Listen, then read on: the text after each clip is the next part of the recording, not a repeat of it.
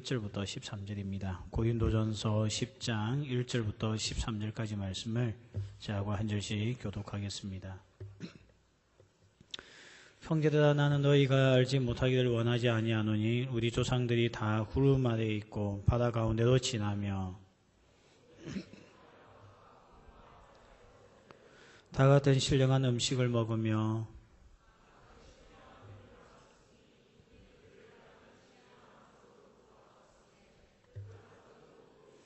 그러나 그들의 다수를 하나님이 기뻐하지 아니하셨으므로 그들이 광야에서 멸망을 받았느니라.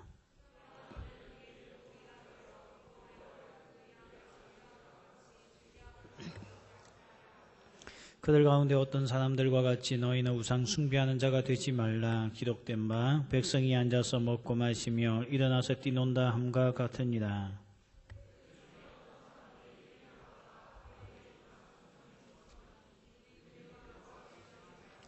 그들 가운데 어떤 사람들이 주를 시험하다가 뱀에게 멸망하였나니 우리는 그들과 같이 시험하지 말자.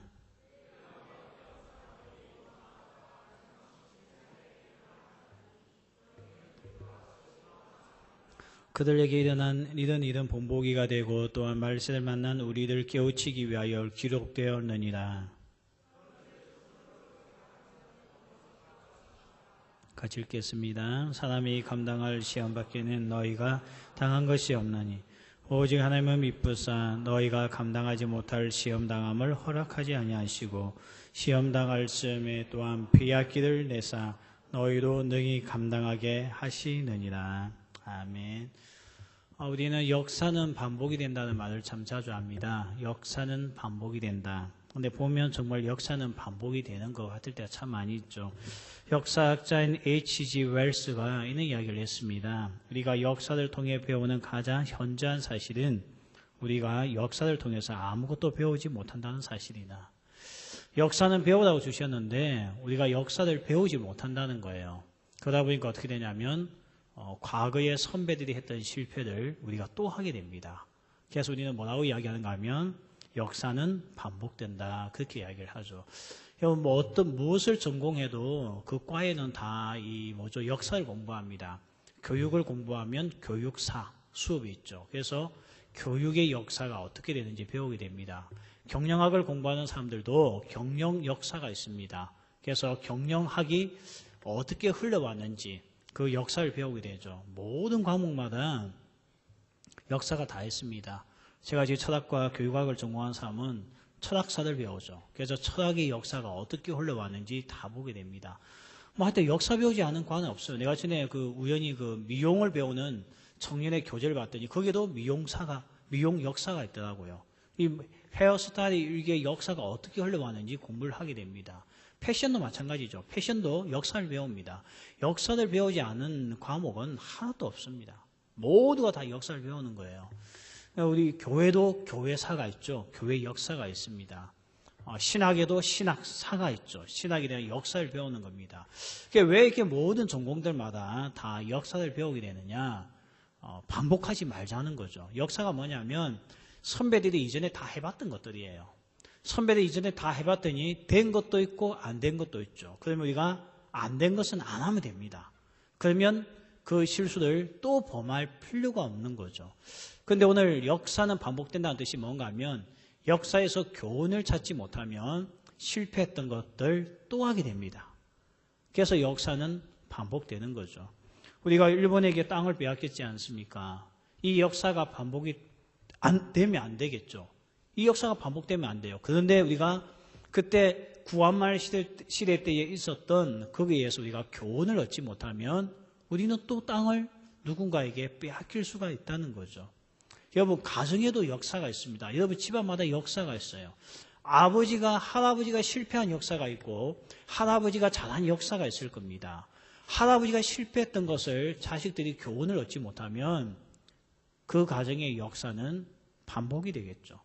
알코올 중독자였던 할아버지가 있었는데 아들이 알코올 중독자였던 할아버지에 대한 이 역사를 위해서 교훈을 얻지 못하면 그 아들도 똑같이 알코올 중독자가 되는 겁니다. 이혼한 가정의 아픔을 가지고 있는 역사에서 교훈을 얻지 못하면 나도 이혼하게 되는 거예요. 그래서 우리는 뭐라고 이야기하냐면 역사는 반복이 된다 하는데 사실은 반복하라고 주신 게 역사가 아닙니다. 반복하지 말라고 주셨는데 참 신기하게 우리는 반복을 하게 되죠. 왜냐하면 의외로 많은 사람들이 역사를 외우기는 해도 교훈을 얻지 못할 때가 참 많이 있습니다. 이런 이야기가 있더라고요. 하도 자기 아이가 점수가 안 나오니까 엄마가 학교 찾아가서 선생님에게 물었어요. 왜 우리 아이가 이렇게 점수가 안 나올까요? 왜 이렇게 공부를 못할까요? 그랬더니 선생님이 질문했습니다. 엄마는 공부 잘했습니까? 했더니 엄마가 머리를 흔들더란 거예요. 그래서 한마디 해줬대요. 역사는 반복됩니다. 엄마 공부 못하면 애도 공부 못합니다. 이거 진짜예요, 진짜. 근데 그러잖아요. 나는 목사님 결혼하면 공부 잘하는 애들 얻고 싶어요. 그럼 제가 이야기했잖아요. 공부 잘하는 남들 만나면 안 되고 공부 잘하는 여자를 만나면 애도 공부 잘합니다. 왜냐하면 자녀 공부와 관계된 거는 거의 다 엄마가 터치하죠. 아빠들은 터치할 시간이 없습니다. 직장에 있다 보니까. 엄마들이 터치하는데 문제는 엄마가 공부를 잘해본 적이 없기 때문에 어떻게 공부를 시켜야 될지 몰라요. 그러니까 어떻게 됩니까? 역사는 반복되는 거죠. 교훈을 얻지 못했으니까. 내가 왜 공부를 못했는지 교훈을 얻지 못하니까 그렇게 되는 거예요. 그래서 저도 뭐 살아온 이 생애가 있지 않습니까? 짧은 기간이지만 저는 중고등부 때를 거의 부모님을 떠나서 살았기 때문에 또 우리 아내도 목사님이 자기 아빠가 시골 목사님이다 보니까 이 공부를 갖다가 시골 학교에서 할 수가 없어서 도시로 전학을 와서 공부를 했어요. 그러니까 제 아내도 부모 곁을 떠나서 학창 시절을 보내었죠. 사춘기들요. 그래서 저하고 아내하고는 늘 하는 이야기였습니다. 우리는 애들 공부 꼴찌해도 좋으니까 부모 곁을 떠나게는 절대 하지 말자. 조기 유학 필요 없다. 뭐 특목고 집을 떠나서 살 것 같으면 보내지 말자. 부산에서 통학할 수 없는 곳이라면 보내지 말자. 이게 저하고 아내가 세웠던 우리들만의 교훈입니다. 그래서 우리 아이들은 저희가 타지방에 보낸 적이 한 번도 없죠. 그 대신 이제 20살이 되면 가라고 했는데 가라 했더니 못 가요. 안 가는 게 못 가요. 그래서 우리가 답답해 했는데 어쨌든 우리는 조기 유학은 우리에게 없었던 거예요. 계획은.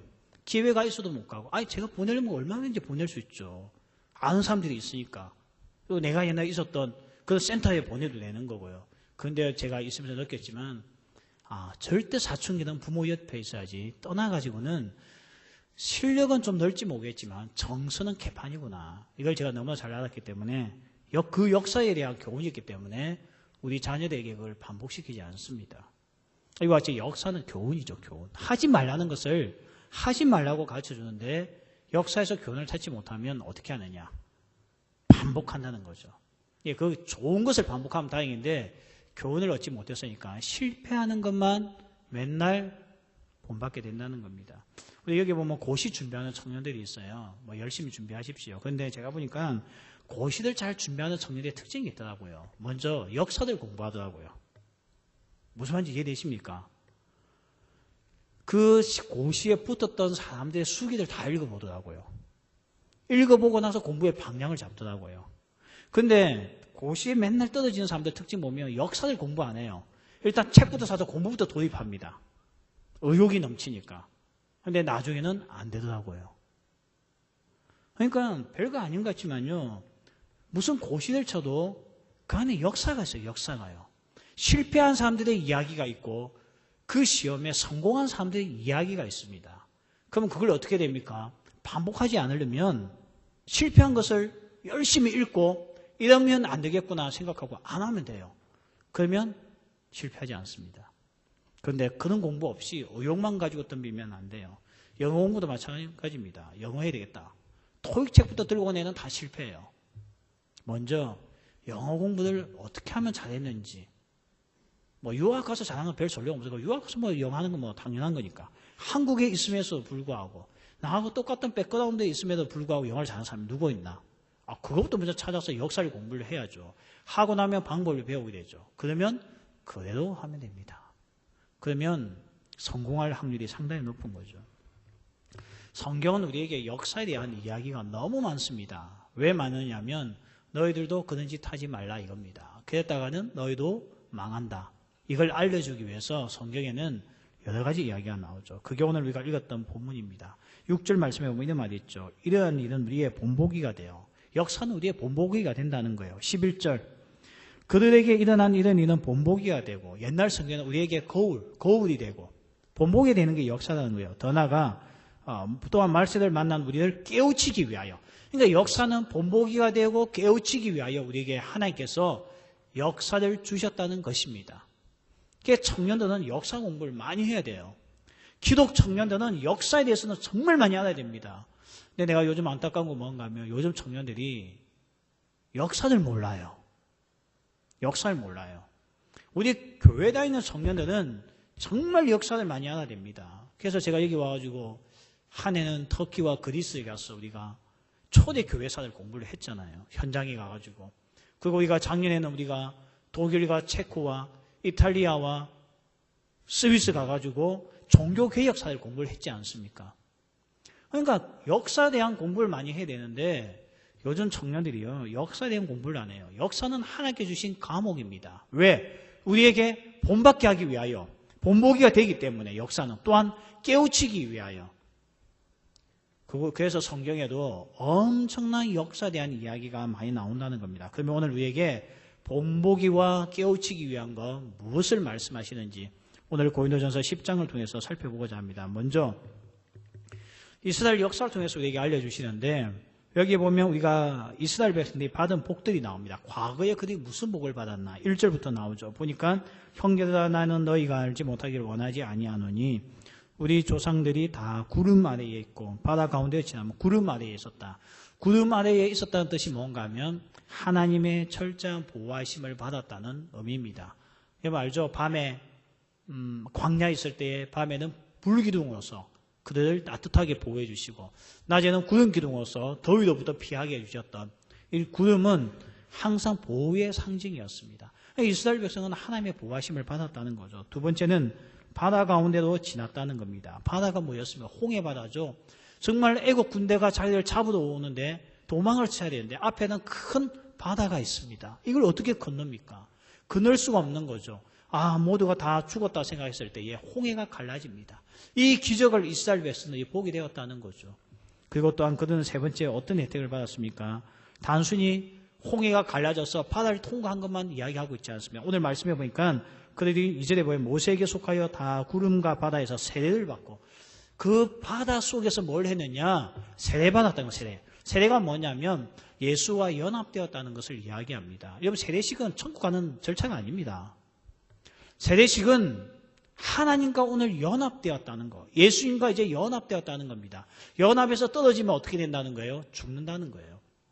자, 이렇게 이해하시면 됩니다. 여러분 예쁜 꽃이 하나 있어요. 꽃이 너무 예쁩니다. 지나가다 보니까. 내가 이 꽃을 꺾는 순간 이 꽃은 그 꽃나무와 연합해서 어떻게 됩니까? 떨어지게 되죠. 그러면 이 꽃이 나중에 어떻게 됩니까? 시들고 나중에는 죽게 됩니다. 오늘 우리가 세례받았다는 것은 뭐냐면 이제 우리는 예수님과 연합됐다는 거예요. 이제 여러분 예수님 떠나면 죽어요. 여러분이 직장생활 할 때도 예수님을 떠나면 직장생활 개판한다고요. 개판치고 만다는 겁니다. 여러분이 비전을 가지고 있어도 그 비전이 예수님과 연합되어지지 않은 비전이라면 그건 망하는 인생이라는 거예요. 아무리 꿈이 크다 해도 그 꿈이 예수님과 연합되어지지 않았다 한다면 그 꿈은 위험한 꿈이라는 겁니다. 그래서 이제 우리는 예수님과 연합되어 거예요. 뭘 통해서요? 세례식을 통해서 연합되었다는 겁니다. 이런 복을 주셨다는 거예요. 그 다음에 또 네 번째 뭐냐면 신령한 음식을 먹었다는 거죠. 신령한 음식, 광야에서 먹었던 신령한 음식이 뭡니까? 만나죠, 만나. 만나를 먹었다는 겁니다. 그리고 5절에, 다섯 번째 보니까, 4절에 보면 이렇게 나오죠. 다 같은 신령한 음료를 마셨으니. 신령한 음료. 그들이 광야에서 물이 없어 목말라 할 때에 하나님께서 반석을 쳤어. 모세가 반석을 쳐서 반석에서 나오는 샘물을 마시게 하셨던 거. 이 신령한 음료. 세상에서 맛볼 수 없는 최초의 안반수를 먹었던 사람들이 이스라엘 백성들입니다. 이런 은혜를 맛보았다는 거죠. 음식을 먹었죠. 또 그 광야에 정말 필요한 물을 마셨죠. 거기에다가 예수님과 연합되었죠. 그리고 애굽으로부터 벗어났죠. 이는 은혜를 받았는데 오늘 보니까 누가 받았느냐? 그래서 중요한 단어가 있죠. 다 받았다는 거예요. 다 받았다는 거예요. 다 받았는데 오늘 5절 말씀에 보면 그러나 이렇게 시작되죠. 여기에 이제 반전이 있는 겁니다. 그들의 다수들 하나님이 기뻐하지 않아요. 다 세례받고 다 신령한 음료를 마시고 다 신령한 음식을 먹었는데 문제는 다수들을 하나님께서 기뻐하지 않아서 어떻게 했다고 되어 있습니까? 멸망을 받았느니라 하면서 그들이 멸망을 받았다는 것입니다. 자, 이게 지금 우리가 들려주고 있는 역사예요. 이스라엘 백성은 과거의 역사가 어땠다고요? 엄청난 하나님의 은혜를 받았습니다. 애굽에 출애굽할 수 있었죠. 누가 그 일을 해낼 수 있겠습니까? 아무나 할 수 없는 겁니다. 근데 하나님께서 하셨죠. 홍해를 건너게 하셨죠. 홍해를 건널 때 그냥 건넜습니까? 예수님과 연합되어지는 세례식이 있었죠. 그게 나왔더니 어떤 일이 있습니까? 광야였지만 먹을 것을 제공해 주셨죠. 마실 물을 제공해 주셨죠. 하나님의 보호하심이 있었죠. 누가 누렸습니까? 다. 오늘 이 자리에 앉아있는 모두가 다 그 은혜를 누렸다는 거예요. 그러나 하나님께서 다수를 기뻐하지 아니하시고 그들을 멸망 가운데 보여 두셨다고 오늘 역사가 우리에게 이야기를 하고 있죠. 그러면서 오늘 설명합니다. 왜 그들의 다수가 멸망을 받았느냐. 오늘 4가지를 이야기합니다. 광야에서 하지 말아야 될 것 4가지. 오늘 이게 핵심이죠. 첫 번째가 뭔가 하면 우상 숭배하지 말라. 두 번째가 뭔가 하면 음행하지 말라. 8절 보면 나오죠. 그리고 세 번째는 주를 시험하지 말라. 불신하지 말라는 겁니다. 하나님을. 네 번째가 뭐냐면 원망하지 말라는 거예요. 광야에서 이 4가지 하다가 다 구원을 받고 다 신비한 은혜를 받았지만 다수가 이 4가지 문제에 걸려서 광야에서 멸망받았다는 것입니다. 4가지가 뭐라고? 첫 번째요? 우상 숭배. 두 번째가요? 음행. 세 번째가 불신. 네 번째가요? 원망.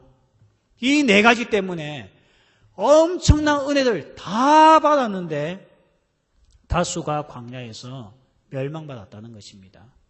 그래서 우리가 오늘 이 4가지를 살펴보려고 해요. 먼저 우리에게 이 역사 들려주는 이유가 너희들도 예수 믿고 세례받아 이 자리까지 왔지만 그리고 이 자리까지 오면서 받은 은혜들이 있을 겁니다. 때로는 하나님께서 물질을 채워주시고 우리에게 필요한 것들을 채워주시는 은혜가 있었을 거예요. 그러나 그것 때문에 천국 가는 거 아니라는 겁니다. 다수가 멸망을 받는다는 거죠. 이 세상에서. 이 광야가 세상이지 않습니까? 그게 뭐냐면 첫 번째가 우상 숭배에 빠지면 멸망된다는 겁니다. 자, 이제 우리는 우상 숭배하면 이제 그렇죠. 요즘 젊은 애들 중에 뭐 우상 숭배 빠진 사람이 누가 있습니까? 여기 뭐 정기적으로 절에 올라가서 뭐 절하고 있는 우리 청년들 없잖아요. 뭐 여러분 가방 안에 이상한 뭐 묵주 같은 거 넣어다니는 청년들 없잖아요. 요즘 그런 청년들 별로 없더라고요. 그러니까 우상 숭배는 이제 눈에 보이는 게 아닙니다. 그래서 바울이요 골로새서 3장에 보면 3장 5절에 보면 우상 숭배가 뭔지 정의하고 있는데 탐심이 곧 우상 숭배라 했습니다.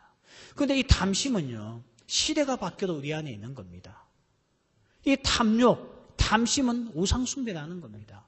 솔로몬도 그 마음에 탐심이 들어오자 하나님을 버리기 시작했다는 겁니다.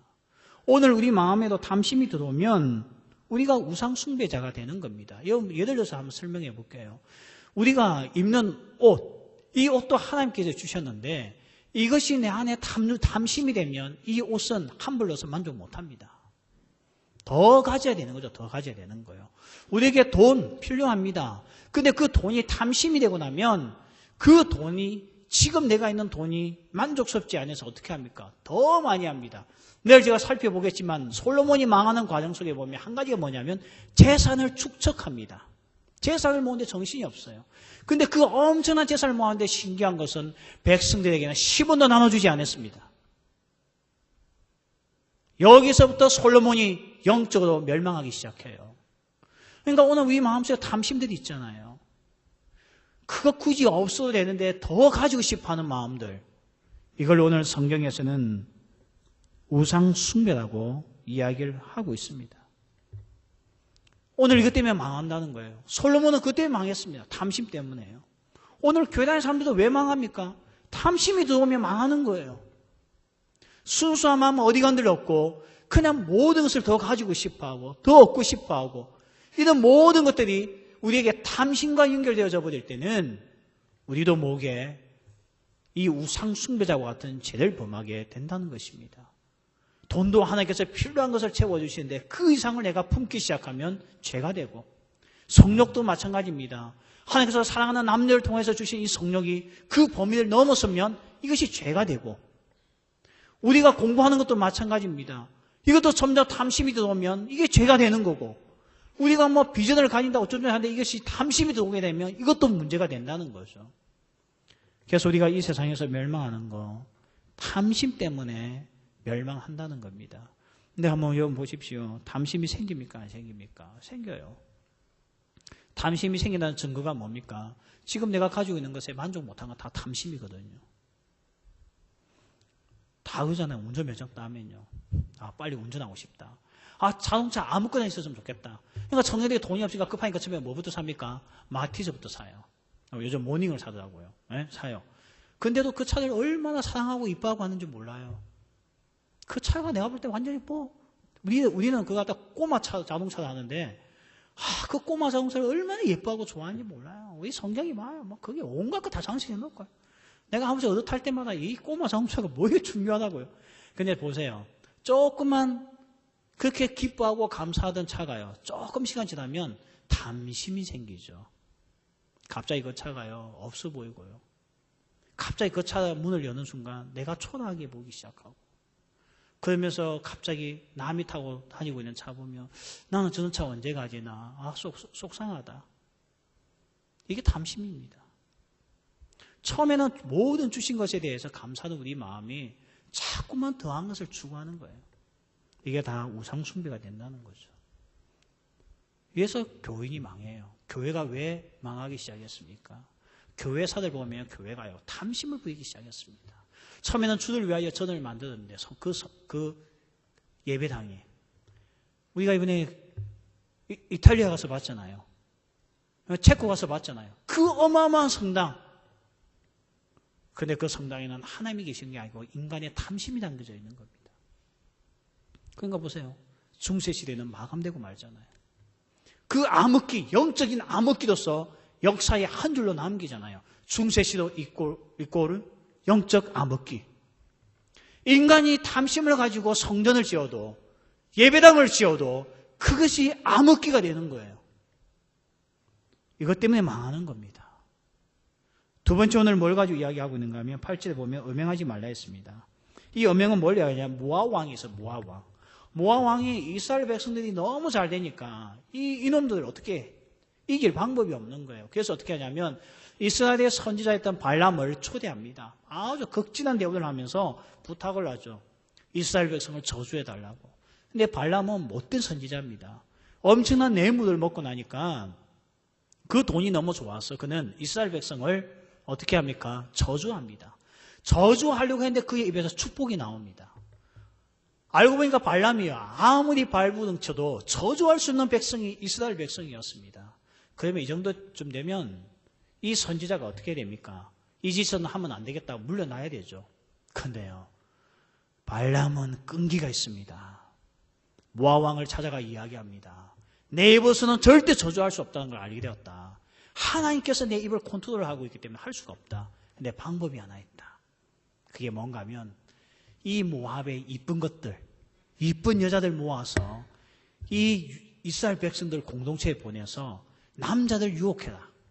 그래서 미인계를 쓰게끔 합니다. 그래서 모압 여자들을 뽑아가지고요, 이쁜 것들을 이 이스라엘 공동체에 보냅니다. 그랬더니 이스라엘 남자들이 침을 질질 흘리면서 좋아서 어쩔 줄 몰라요. 그래서 이 모압 여자들과 음행을 하게 됩니다. 음행을 했는데 한 명, 두 명만 그랬으면 하나님이 참았을 거예요. 이게 이스라엘 전체 남자들의 집단적인 이 성문화가 타락하기 시작했습니다. 그래서 하나님께서 분노하셨죠. 그래서 그날 몇 명을 죽였습니까? 하루 만에 몇 명을 죽였냐면 23,000명을 죽였다는 거예요. 여러분, 남자가 전쟁 나가서 이만한 숫자가 죽기가 쉽지 않습니다. 전쟁 나가도요. 우리나라가 6.25 때 이만큼 죽었나요? 나는 알고 있는데 이만큼 안 죽은 걸로 알고 있어요. 군인들 중에서는요. 민간인까지 합쳐서 좀 죽었지. 그런데 하나님께서 모압 여자들과 이 집단적인 음행에 빠졌던 이스라엘 백성 남자 23,000명을 하루 만에 죽여버립니다. 하나님께서 이것 때문에 이스라엘 땅에 이스라엘 백성들 가정들 안에 통곡이 시작되기 시작했다는 거죠. 여러분, 왜 광야 같은 이 세상에 우리가 망하는 줄 아십니까? 음행 때문에 망합니다. 음행 때문에 망해요.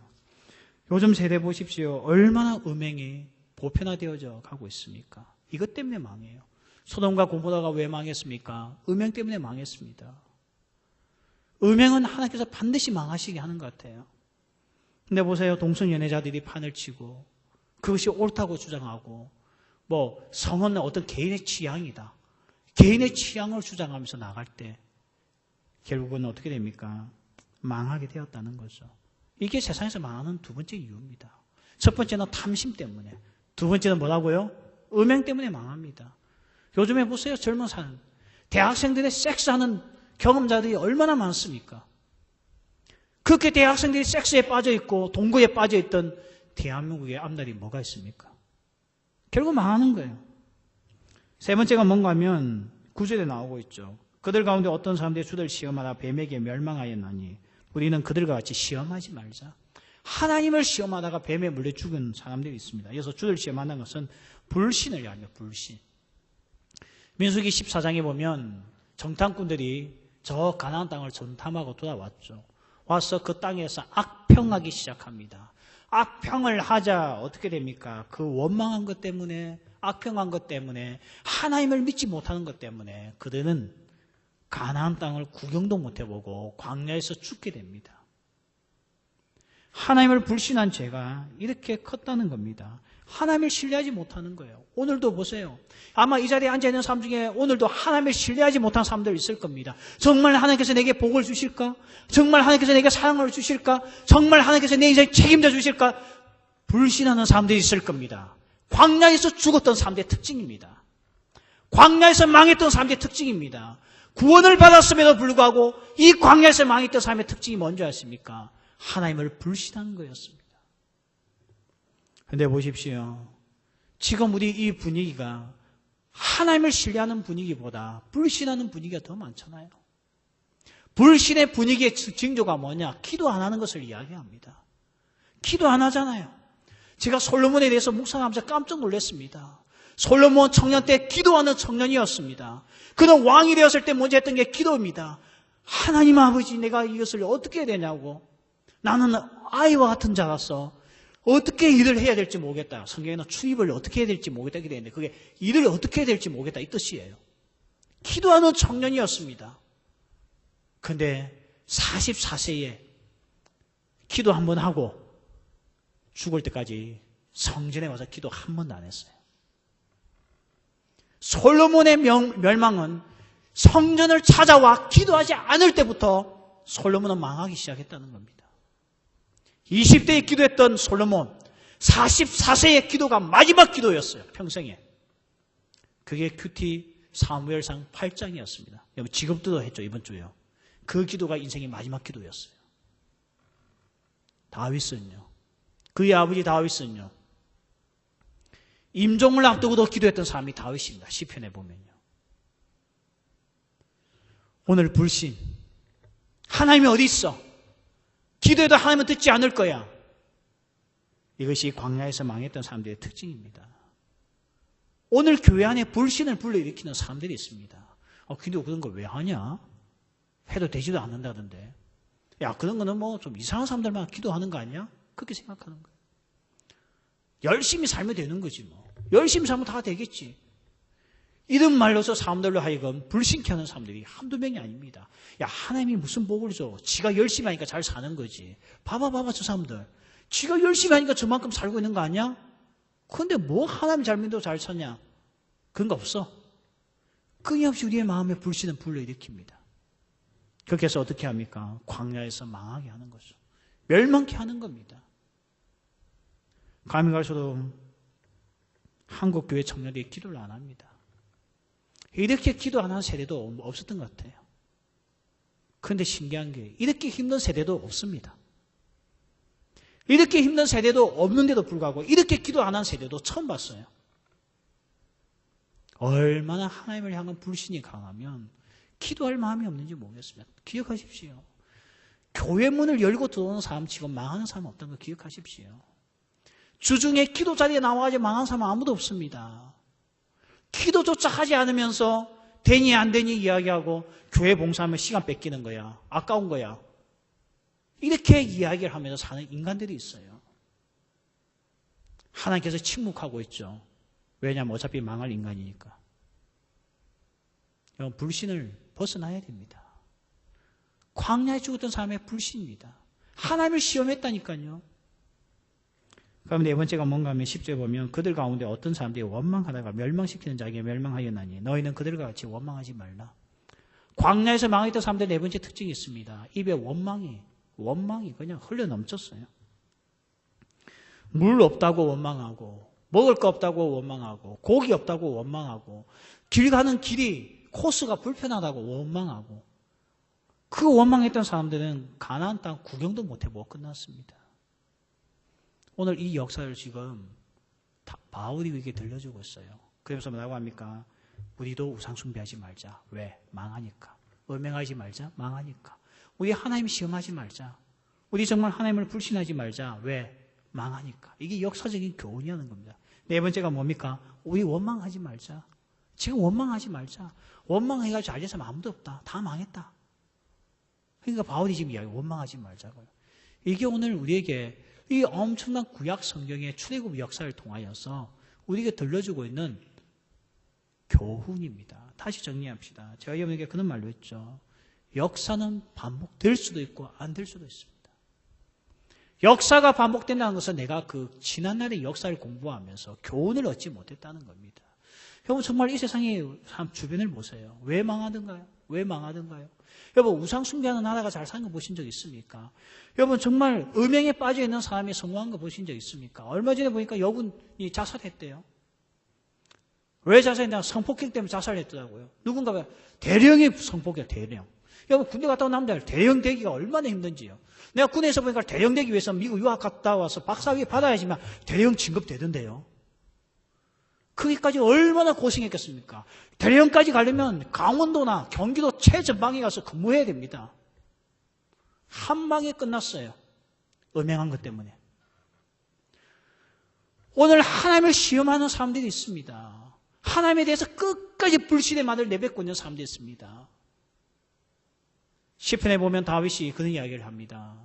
자기도 실족가 뻔했대. 신앙이 있었어요. 자기 뜻대로 안 되니까. 그런데 다윗은 그때 입을 다물었대요. 왠 줄 아세요? 범죄하지 않기 위해서. 여러분 주변에 있는 형제 자매에게 불신의 말 함부로 하지 마십시오. 입을 다물어야 됩니다. 그게 잘하는 것 같죠? 그게 나눔인 것 같죠? 나눔 아닙니다. 함께 죽자는 뜻입니다. 망하자는 뜻입니다. 절대 성도들 간에 모이면 불신의 말을 하면 안 됩니다. 그래서 시편 49편에 보면 다윗은 자기 입을 다물어 버립니다. 불신의 말을 하고 싶을 때가 있었어요. 다윗도요. 근데 보세요. 요즘에 한국 교회 안에 불신의 말들이 얼마나 많은지 몰라요. 안 된다, 안 된다. 난 하나님이 계시지 않는 것 같아요. 하나님이 내 기도 응답하지 않는 것 같아요. 하나님한테 가서 그렇게 이야기하세요. 왜 주님 내게 응답하지 않습니까? 나는 하나님이 보이지가 않습니다. 그렇게 기도하세요. 근데 왜 옆에 있는 사람에게 이야기합니까?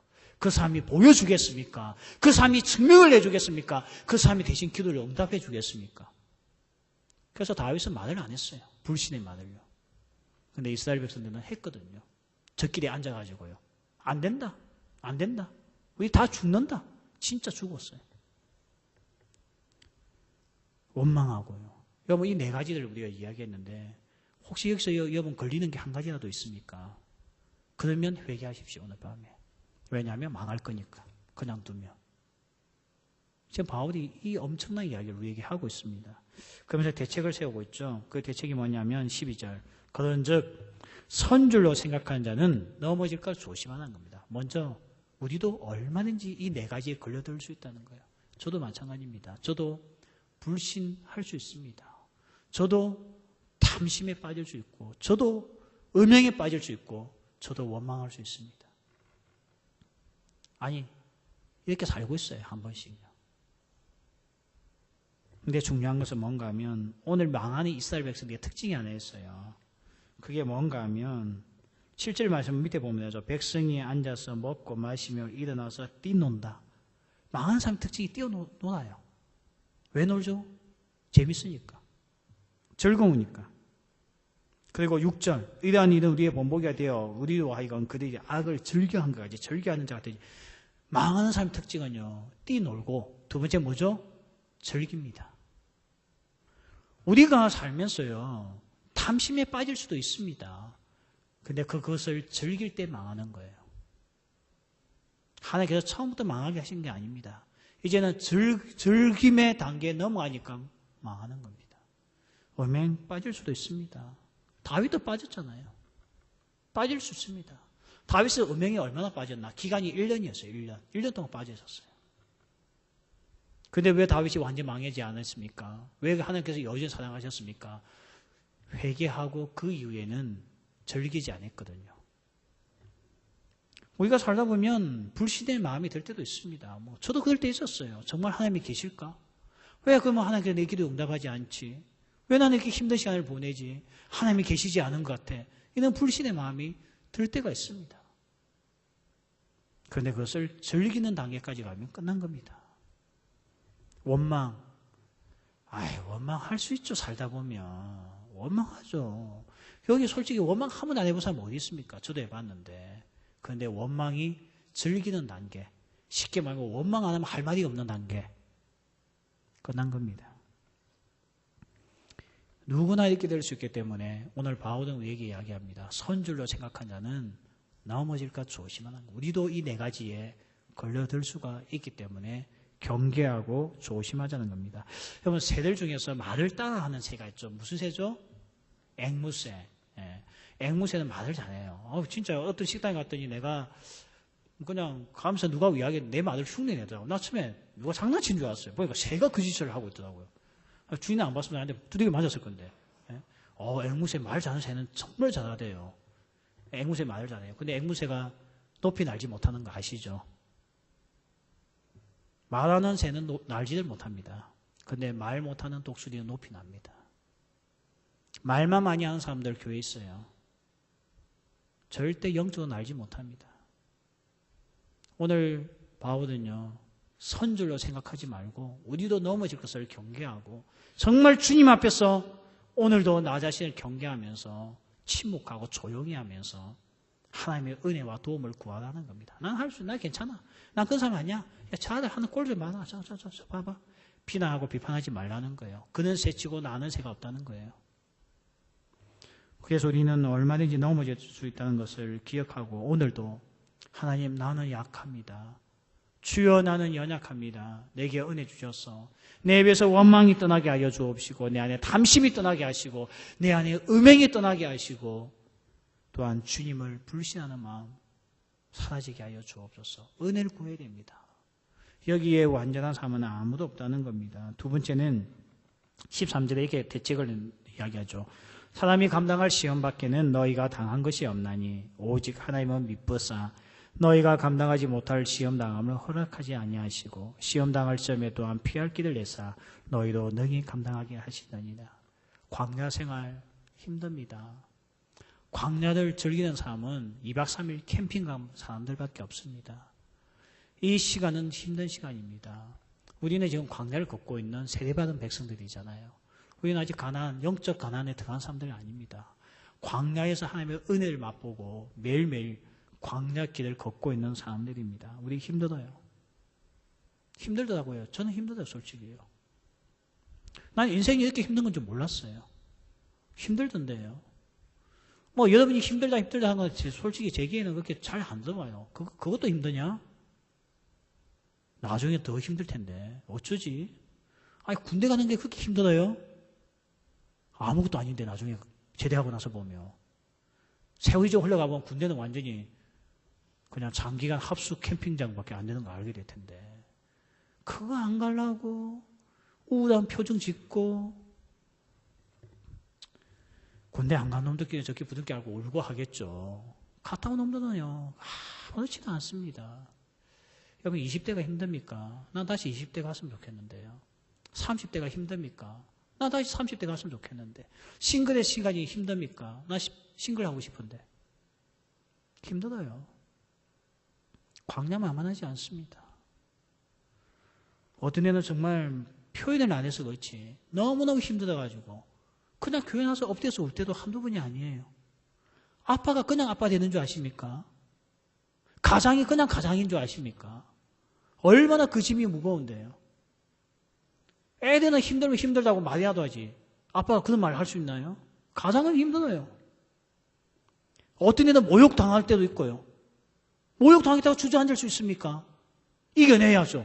가장이니까. 힘든 거예요. 세상 만만치 않던데요. 어떤 애는 쏙 뒤집어지고 정말 미쳐버리겠던데요. 그럴 때마다 제가 개인적으로 묵상하는 말씀입니다. 사람이 감당할 시험받기는 너희가 당한 것이 없나니 오직 하나님의 믿보사 너희가 감당하지 못할 시험당함을 허락하지 아니하시고. 이겨낼 수 있는 시험이구나. 힘든 것 같지만 이겨낼 수 있는 거구나. 그거 이겨낼 수 없을 것 같으면 하나님께서 피할 길을 내사 능히 감당케 하시는 하나님의 신실하심이 있기 때문에 견딜 수 있다는 겁니다. 저 군대 갔을 때 힘들었어요, 사실요. 수색 때 너무 힘들더라고요. 아니, 눈만 뜨면 매일 12km 구보하는데 나 너무 힘들던데요. 이거 한번 뛰어보세요. 저 요즘에 러닝머신 집에서 30분 걷기 해요. 빨리 걷기. 그렇게 하면 한 3.5km 정도 걸어요. 그것만 하고 나도 구슬땀이 흐르고 어떤 애는 그것도 하기 싫어가지고 오늘 안 하면 안 돼? 이러면 하면 가죠. 그러다 배 보고 올라가요. 이러면 안 되지 하면서. 근데 군했어요. 매일 아침마다 10km 이상 구보하는 거 쉬운 거 아니었습니다. 우리 여기 군대 갔다 온 형제들 중에 아마 매일 아침에 10km 구보하는 사람은 거의 없을 거예요. 수색되니까 그렇게 하죠. 너무 힘들었어요. 그것도 산악구보. 와, 정말. 이 운동장 구보는 산책이에요, 산책. 예? 산 꼭대기 뛰어서 올라간다면 미치겠는 거예요. 그것도 그냥 갑니까? 군가 부르면서 올라가죠. 병장들은 군가도 안 불러요. 자기들 숨차다고. 근데 군가설 작으면 다 연대 책임이니까 우리만 괴롭히죠. 저는 그때 밤마다 기도했어요. 내일 비 오게 해달라고. 근데 비가 왔더니 폭풍구보 간대. 폭풍구보. 나 폭풍구보가 문제였대. 비 오는 날 하는 구보가 폭풍구보예요. 그 다음부터 기도가 바뀌었어요. 비가 오든 말든 그게 중요한 게 아니에요. 죽었으면 좋겠다. 이 생각이 들 정도였어요. 정말 산악구보 하다가 절벽에 뛰어내리고 싶을 때도 있었어요. 너무 힘들어가지고.